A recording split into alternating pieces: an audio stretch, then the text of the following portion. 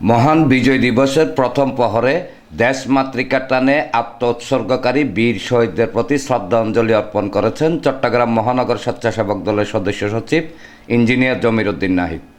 এই উপলক্ষে সোমবার রাতে নগর স্বেচ্ছাসেবক দলের সদস্য সচিব ইঞ্জিনিয়ার জমির উদ্দিন নাহিদের নেতৃত্বে বিশাল একটি বিজয় র্যালি নগরের পলিটেকনিক এলাকা থেকে হাসমিকেন বেবি সুপার মার্কেট 1602 নং গেট হয়ে রাত 12টা 1 মিনিটে বিজয় দিবসের প্রথম প্রহরে শহীদ রাষ্ট্রপতি জিয়াউর রহমানের স্মৃতি বিজড়িত বিপ্লব উদ্যানে ফুল দিয়ে বীর শহীদদের স্মৃতির প্রতি শ্রদ্ধা নিবেদন করে।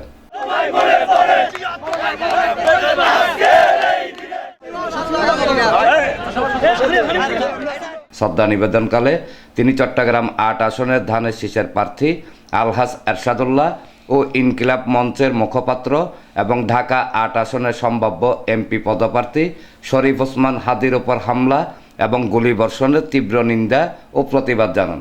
এই বাংলাদেশের জাতীয় নির্বাচনকে বানচাল করার জন্য ইতিমধ্যে আমাদের চট্টগ্রামের নেতা, চট্টগ্রাম মহানগর বিএনপির আহ্বায়ক জননেতা জনাব শাহিদুল্লাহ ভাইয়ের উপরে গণসংযোগে গুলিবর্ষণ করা হয়েছে। ঢাকার রাজপথে একজন স্বতন্ত্র প্রার্থী ইনকিলাব মঞ্চের শরীফ ওসমান হাদির উপরে গুলিবর্ষণ করা হয়েছে। আমরা সরকার এবং ষড়যন্ত্রকারীদের উদ্দেশ্যে বলতে চাই, দেশে এবং দেশের বাইরে থেকে এই গণতন্ত্রকে এবং আগামী নির্বাচনকে বানচাল করার জন্য আরও বৃহত্তর ষড়যন্ত্র হতে পারে, কিন্তু বাংলাদেশের 18 কোটি মানুষ প্রত্যাশা একটি সুন্দর নির্বাচন হবে। আগামী ফেব্রুয়ারি মাসে নির্বাচন হবে, আগামী ফেব্রুয়ারি মাসের 12 তারিখে নির্বাচন হবে। সেই নির্বাচনের মধ্য দিয়ে এই দেশের গণতন্ত্র এবং গণতান্ত্রিক সরকার প্রতিষ্ঠা হবে। বাংলাদেশ একটি সুন্দর বাংলাদেশ বিনির্মাণে বাংলাদেশ জাতীয়তাবাদী দলের নেতা, ভারপ্রাপ্ত চেয়ারম্যান দেশনায়ক তারেক রহমানের অপেক্ষায় 18 কোটি মানুষ যে অপেক্ষা আছে, সেই নেতার নেতৃত্বে আগামীতে একটি স্বনির্ভর, সুন্দর এবং সুশীতল সুন্দর বাংলাদেশ গড়ে উঠবে।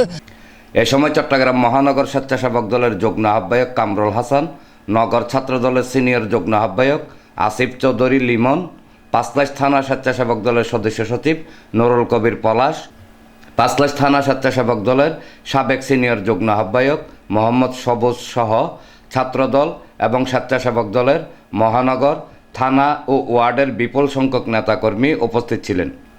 এর আগে পাঁচলাইশ থানা স্বেচ্ছাসেবক দলের সাবেক সিনিয়র যুগ্ম আহ্বায়ক মোহাম্মদ সবুজের নেতৃত্বে বিপুল সংখ্যক নেতাকর্মীর একটি র্যালি নগরের হিলভিউ এলাকা থেকে রবিগেট হয়ে বিভিন্ন সড়ক প্রদক্ষিণ করে পলিটেকনিক এলাকায় এসে এই বিজয় র্যালিতে যোগদান করেন।